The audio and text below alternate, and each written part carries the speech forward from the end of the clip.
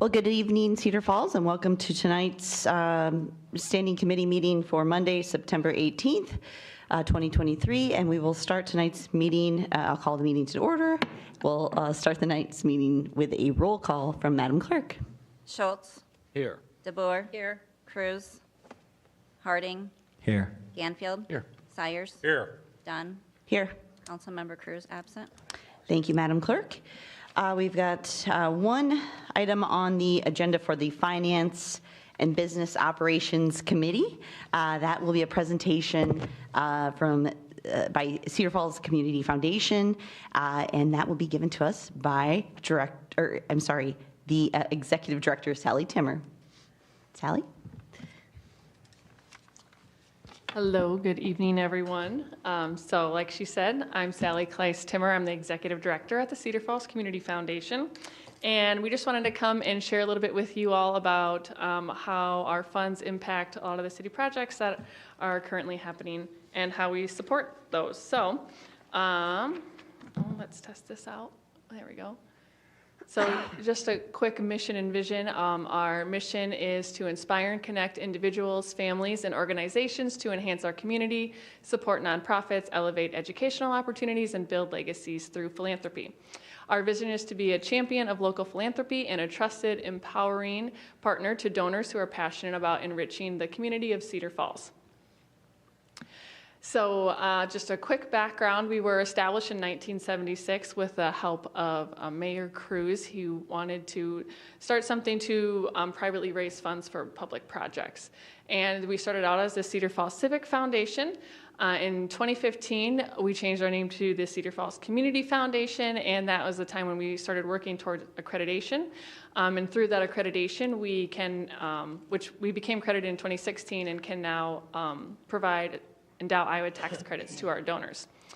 We are the stewards of over $70 million $7 million in assets, and we serve Cedar Falls and the vicinity and are governed by a local Cedar Falls Board of Directors. So I'm going to let our board president, John Lehman, share a little bit more about our grants. Thanks, Sally. So when we have funds that are not tied to a specific organization, we go through a competitive grant process. And this year, I think we probably had close to $300,000 in applications for competitive grants, which is probably a record for us. And we ended up with about a little over $70,000 in competitive grants, and we have those up on the screen here. As far as those that affect the city, the municipal budget, the Pickleball Club, we have about $12,000 for the new pickleball expansion over at the Orchard Hill. This is a multi-year grant, right? So there'll be a similar grant next year. The community center, we're funding replacement of old furniture. The Hearst Center, we are funding a self-guided tour system that they're experimenting with. And then the Searly Park Playground, we were very inspired by the Place to Play Park. And the neighborhood association was looking at updating the park there, and we've been partnering with them to raise money to add an accessible playground at Searly Park. You have the clicker. Yep. Okay. So that last fund where the Searly Park came from was called the Health and Wellness Fund. That's different than a lot of our funds because that's a fund we established ourselves through generous donors here in Cedar Falls to meet a need that the foundation identified. And so on the next slide, we have the Children and Families Fund, which is also an example where the Cedar Falls Foundation identified a need in the community and sought to raise money to meet those needs. So this particular fund, with the pandemic and what some people call the Great Resignation, service organizations were really stressed. And we saw a lot of retirements. We saw a lot of people move up in the job chain. And so organizations like child care centers, which were starting people at $9 and $10 an hour, couldn't compete with the Walmarts and the McDonald's of the world that were paying $17 an hour. And so there was a problem fully staffing childcare. And We took a little different approach than some folks have taken. Not to pick on Waterloo, but they focused on expansion, physical expansion. There's a new child care center going in Waterloo that's supposed to address this need. And if you haven't read the news lately, you may have seen that they put that project on pause because they can't staff it. So our approach has been, instead of physically expanding existing facilities that are only running at 50 and 60% capacity, what could we do to help with the staffing issues? And we decided that we would focus on what are some of the auxiliary expenses that a child care center has that we could help with so they can focus on staff. Because what most people don't realize is that most of the child care centers in town, which are registered, which are also preschools, are nonprofits. They're charitable nonprofits. They don't have extra cash. And so anything we can do to help them meet some of those basic day-to-day needs is something they can do to help retain quality staff and keep the facility open at as close to capacity as they can. So we're able to raise enough money to commit $10,000 a year over 3 years. This is the third year of our giving, so we have a little over $10,000 that we're giving this year, and our focus for this year is to replenish that fund so that we can focus on future needs for children and families in the community. So that kind of is a summary of what we've done with our competitive grants, and now Sally will tell you a little bit more about the funds we have specific to municipal organizations. All right, so our grantee that receives the most money is by far the Cedar Falls Public Library. And as you can see, we have several funds that support the library here. So just an example of some things that are what these specific funds are supporting this year. The endowment fund is going to be paying for furniture replacement, new atrium windows, and new automated materials handler. The Berg Fund for the library will go towards summer library programs, the Cedar Valley Youth Read, and the adventure passes that are there. The Ray Fund will support the Bridge to Reading program and Cedar Valley Children's Book Festival, as well as a new drive-up book return replacement. And then the Friends of the Library is helping to fund the Redfern display case art installation. And then we also are supporting the Dolly Parton Imagination Library project that kids in Black Hawk County under the age of 0 to 5 can receive a free book a month. So that fund is also held at the Cedar Falls Community Foundation. And so in total, just this year, there will be $216,000 that will be going towards library projects and programming. And then we also have funds that support the arts and recreation. So you can see the funds listed there. And so some of the projects that those have supported, the Public Art Fund raised money for the new crabapple trees along Sealy Boulevard last year. And then recently they also raised money for the John Cruz Memorial and the Dream House sculpture as well. The Berg Fund for the Hearst Center this year will be funding the Personal to Political Travel Art exhibit at the Hearst Center. And then last year it funded the Dwayne Slick Art Acquisition in 2022. And the Catherine Ray Fund for the Rec Center is funding the multi-purpose room flooring, new front desk, and additional counter space that is going in the conference room. So some of those updates that are happening at the Rec Center.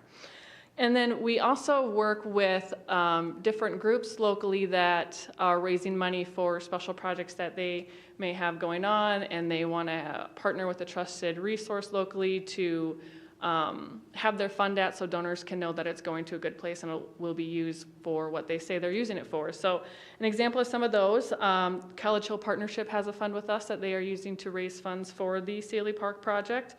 The Cedar Falls Pickleball Club has a fund with us that they are using to raise money for the new pickleball courts at Orchard Hill Park. And then the Cedar River Enhancement Project, there's a group behind that that's also fundraising to support that project as well. So that's kind of a rundown of some of the funds that we have that support the city entities, and we have our contact information on the screen there. I'll open it up for any questions if you'd like. Yeah, thank you. Council, any questions? just a thanks for sharing the information. I think this is the first time I've ever seen a presentation from this group, even though I've known about it. So it's interesting to see all the ins and outs and what you guys are helping do in the city. So Thank you. thank you.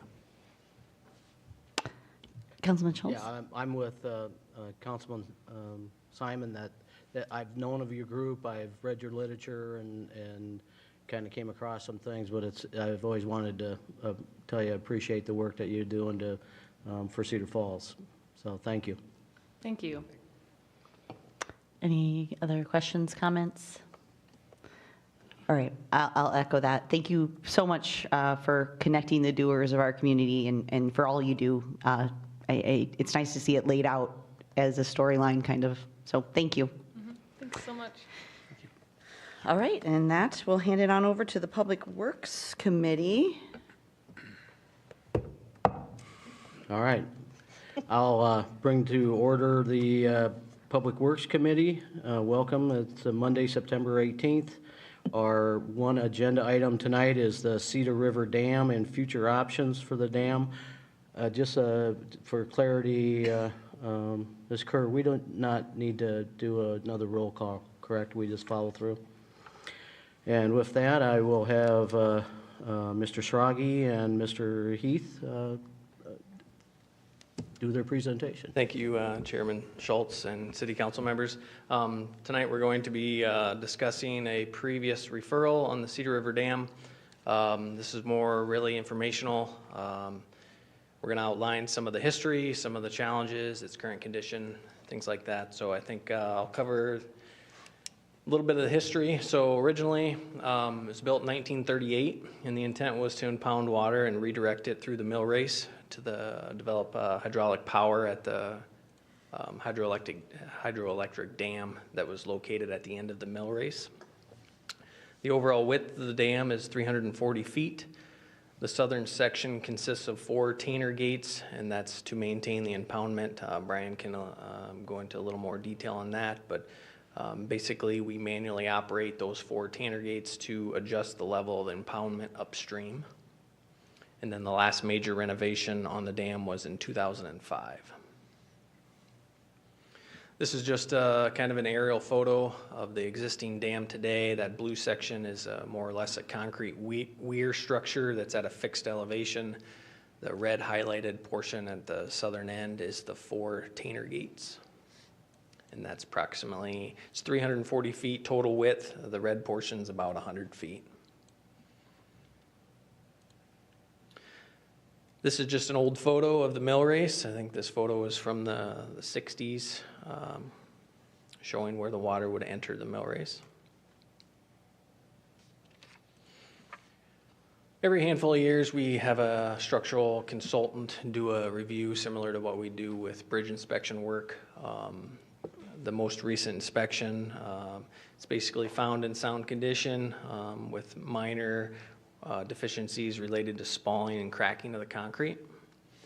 We do see normal maintenance items such as handrails, bank protection, gate seals. I know we did some recent electrical work earlier this spring on some of the pulleys. But really, I mean, a lot of those repairs take place during, Brian will show a little video of kind of an ice dam when it gets released, depending on the water elevation, can cause significant damage to the Tainer gates. Plan would be obviously continue to monitor, have inspections as needed, and probably need to program a rehabilitation project within the next 10 years. With that, I'll turn it over to Brian to talk about operations. Thank you, Director Schrage. So what I want to talk about, as Chase mentioned, a little bit about our operations. We follow a procedure that was outlined by the DNR to the City of Cedar Falls in terms of how we open and close the gates, how we maintain them gates during high water events. This dates back actually to 1980 when the former Director Glover, who was in charge at the time, he had correspondence throughout the years with the DNR and kind of kept that up every 3 or 4 years, and just to ensure that we were still following the proper procedure. And the latest correspondence we had with them was in 2017. So they still affirmed that everything that we're doing is the same as it should be, and nothing has changed. So basically what that amounts to is it's kind of a simple process for us. If we see the water starting to rise, then we're going to systematically open the gates from outside to in. Number one is our furthest gate out. We'll open that when the river reaches about 81.5 feet, and then we'll systematically open them one by one until we have all four of them open. And typically the last one's open at about 86.5 and rising. So that's kind of how we gauge that. We're typically watching the head wall on the sidewalk that's on the south side of the river, and that kind of gives us a guide to go by. If we're just below the sidewalk, typically that's a good level to be at. The other thing that's actually in the document from the DNR, they reference the fish ladder out at the end of the dam, but they're about the same elevation, so we use a sidewalk, which used to be, excuse me, it used to be the old Olson's Boathouse. We try to maintain about 1 to 2 feet above the spillway when we're operating the dam gates. The guidance also, I want to mention this, is that they point out specifically that these gates shouldn't be manipulated to try to prevent a flood event. In other words, when we're forecast to have an event, say of 93 or 95, whatever the case may be, we shouldn't be going out and opening them gates prior to that because there's really not enough impoundment there to make a difference. So they say it shouldn't be used for that purpose to try to reduce the amount of flooding, because a flood of level of 95 is going to be that. It's going to be 95 regardless of what you do beforehand. So that's why we stay with our procedure that was outlined to us by the DNR.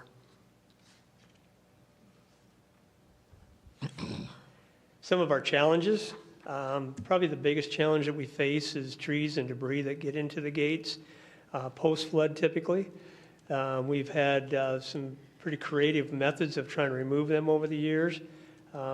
Everything from winching them back with a log chain or a cable to lifting them up so that we can get something wrapped around them. We use pole saws, whatever we can do to get that to break free. Sometimes it's as simple as manipulating the gates so that we can raise and lower to adjust that flow, and sometimes that'll loosen up the trees and let them flow through. Another thing that we face is the Tainer gates freezing. Late fall, early spring, we get water levels that start to rise, especially in the spring. A lot of times them gates are still froze. There's really nothing we can do. We're at the mercy of the electric winches on the gates. They've only got so much torque before they'll blow a breaker. So we can only do so much if they won't lift. We just have to wait till they thaw out. Sometimes what we'll be able to, we've been able to get one open, which isn't necessarily the first one or the last one. Sometimes we're lucky to get number 3 open, for example, and then we can get the water flowing, and then eventually the others will pop free. One thing we have approved by the DNR, and that is to help us out in terms of freezing, is to lift the gates 1 inch to 2 inches in the fall before winter to help that turbulence underneath the gates and try to help prevent some of that freezing. Some of the other challenges that Chase mentioned, some of the structural challenges that we face.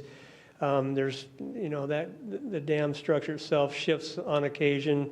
We've had some of the concrete that kind of shifted a little bit and caused a guide plate, for example, to pop free, and it prevented one of the gates to come down. So we have to be very cognizant of that and be careful of how high we raise that number 1 gate until we get that fixed. And our plan is to get that taken care of here in the next few weeks. Another thing that we have on occasion is ice jams. We've had a couple prominent ones. One was in 2019, which I have a short video of here. I'm not sure how that plays, but I can show you kind of how dramatic that can be when that ice pops loose up above. Typically, how this occurs is when we have an early rain that brings the river level up, loosens that ice sheet, and then it breaks up and then comes through all at once. This one was in 2019, and the other one we had was more recent in 2022. However, that one came through at night, and we did not get the video of it. So what we have for an effect of this is when that ice backs that water up, when that ice jam's coming down, the water level behind that ice jam will be much higher than what it is at the gauge, for example. And then it's hard to determine what that's going to be. Sometimes it'll shove the water over Cottage Row and create some minor flooding in there until it breaks free and then comes on down. So we watch that closely in the springtime. Like I said, it's not every year we see that, but when it does, it can be pretty dramatic. So, and with that, I think I'll turn it back over to Chase, and he can talk a little bit more about the history and the future.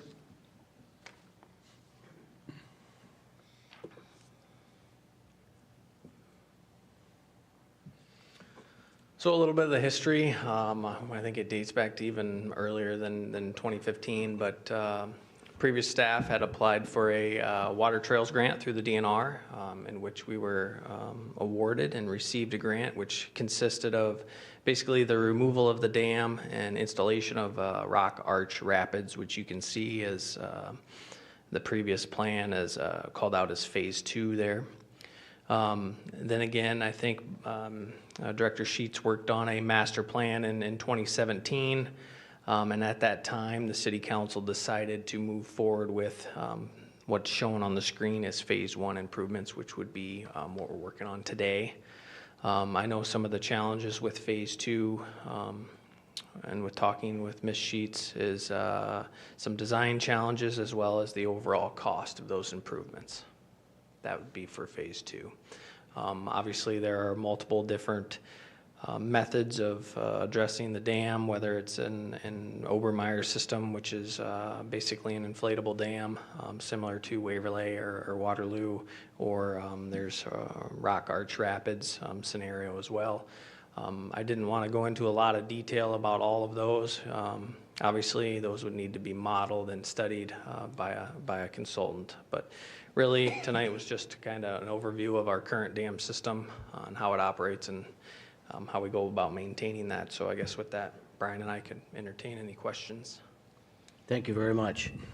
Questions? Yes, Mr. Chair. Okay, so I referred this, and the reason for my referral is, well, I guess it's a few things. One are the ice jams. That's since I've been on council, and I wasn't on council in 2019, but 2022 I was here, and that was a concern and a warranted concern from folks, especially up on Cottage Row, and the danger of that, especially with those elevated houses.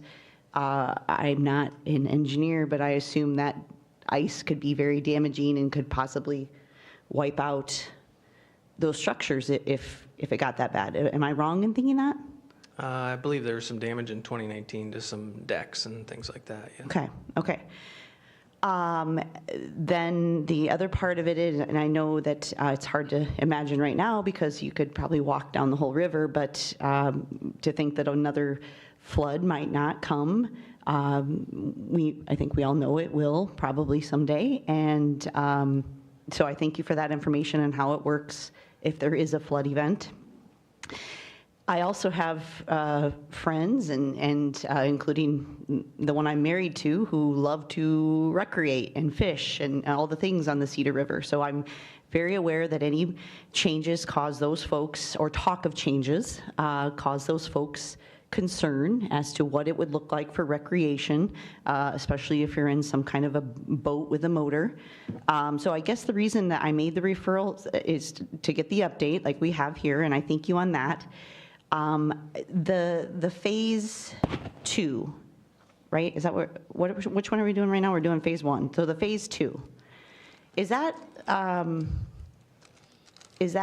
would that keep, because my concern is how do we maybe possibly make changes but keep the river recreationable up top? Is that a possibility, or is that just not even possible if you ever take the dam out? Or how does that work? Or do we need to explore that more? That would have to be heavily explored Sure. with modeling. I think the original scenario is what you see on the screen right here with phase 1 and 2. Generally, a lot of those river contractors, consultants want to build it all at once so they have control of the hydraulics of the river. Being that we're starting with the downstream stuff, anything you do upstream will affect what we're building in the water right now. Doing downstream, okay.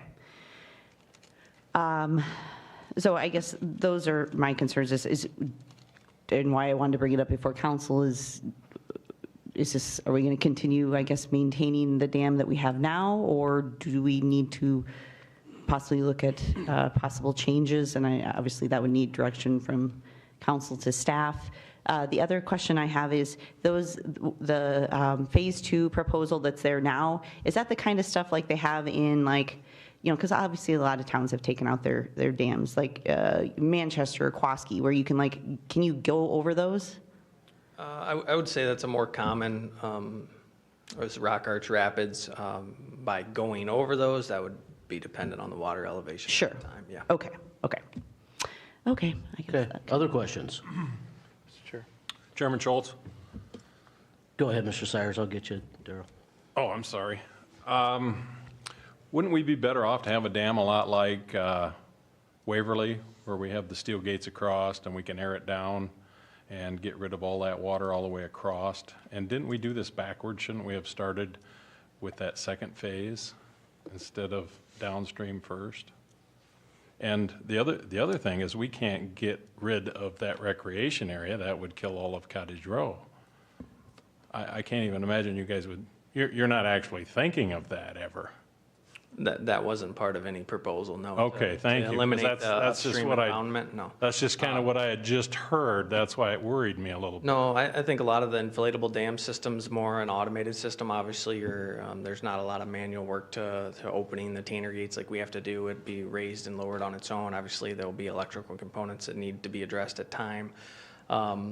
There could be some advantages. Obviously, I don't have the model, but we'd have to hire a consultant to model that on what that would do for our watershed. Yeah,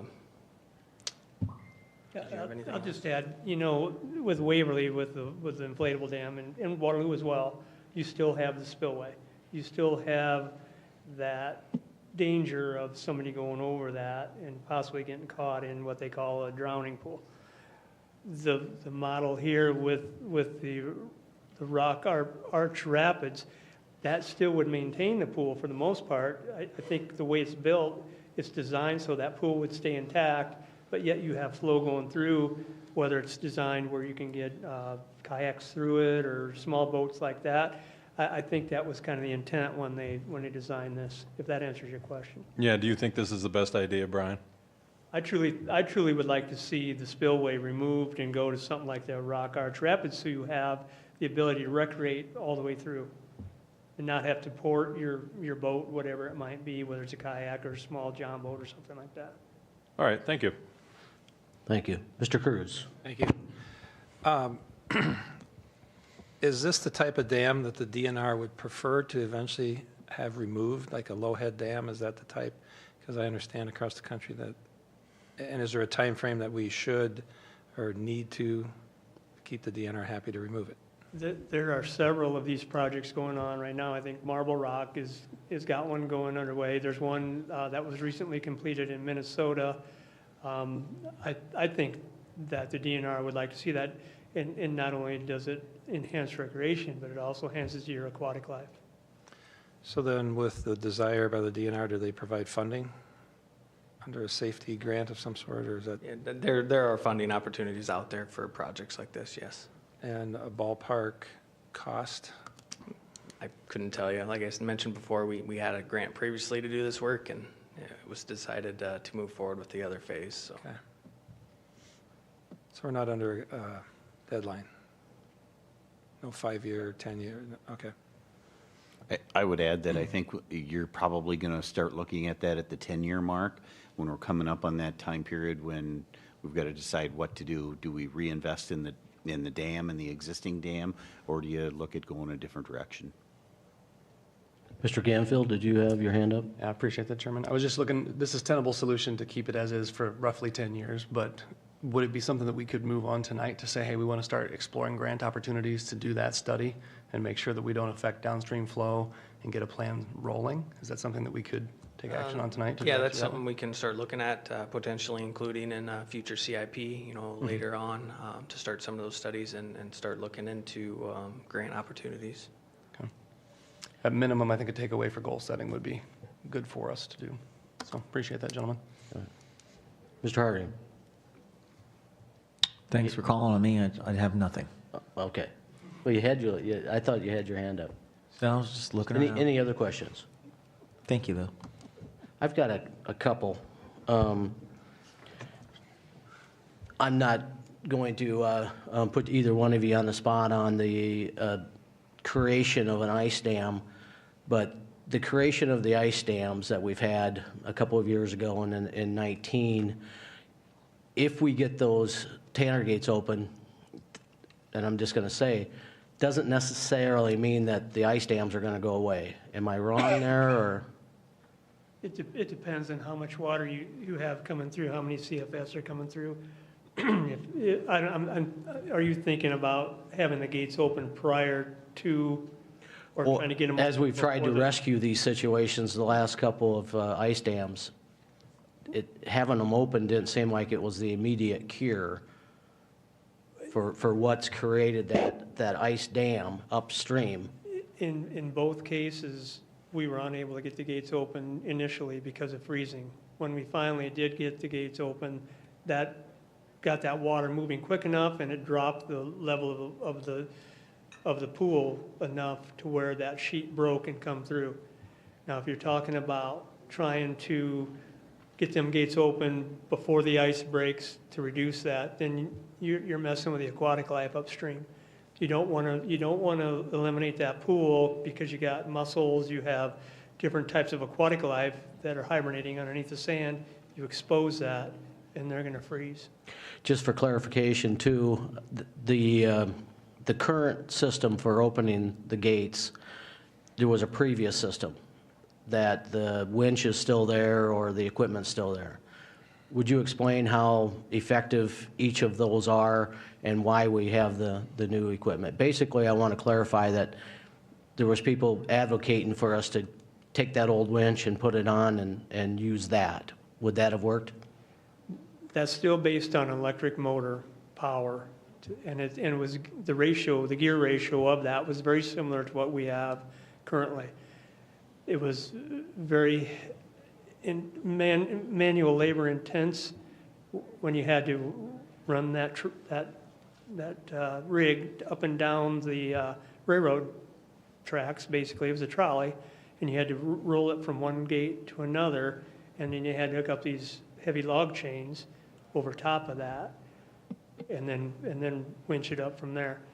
A lot of times your chains wouldn't line up quite right, and then you'd either wedge the gates or you would lift the trolley off the tracks. So it was very labor intensive back then to do that kind of work. Basically what you did was you took that away and you made each of them operate independently and can be operated all at one time. You can open more than one gate at once if you need to, or you can close more than one at the same time. But back then, you can only do one at a time, regardless. Have you noticed any improvement with the gates being able to be opened with that 1 or 2 inches of turbulence? Does that help? Turbulence, I believe it's helped. I can't. They still freeze because basically what you got is the face of that gate on the downstream side. It freezes. That steel is exposed all winter long, and it freezes into the upper level, into your pool, and you just don't know how big of a freeze you get. So I think it's helped, but it still isn't the end-all be-all answer for it. And you've tried multiple different things too, right? You've tried tow truck winches to open them. You've tried busting up that ice with equipment and. Well, we've tried to burn the ice with water. That we've done years and years ago. We've tried many years ago to hook a crane to them, which did not work either. When they're froze, it doesn't take much ice for those gates to freeze. It's amazing, once you've had them open and you're ready to close them, a small sheet of ice on the wall will prevent them from closing, as heavy as those gates are. All right, well, we'll look forward to some future. Even Mr. Sires tried to hand crank it open the last time, and if he can't. Doing what I get it- could. I was doing what I know. could. I know, if you couldn't get her, David, I don't know. Mr. Cruz again. Thank you. Just getting a ballpark idea, if we had sanctioned a study for this project, are we looking at 50,000? Do it and for budgeting purposes on, For modeling the river, no, Oh. probably hundreds of thousands. oh, okay. So that'd probably be an unfunded wish, I'm guessing. Hotel motel. Yeah, we could use that. There's always extra. Yeah. Any further discussion, any further questions? I got to say thank you for your damn report. With that, I'll close. Thank you.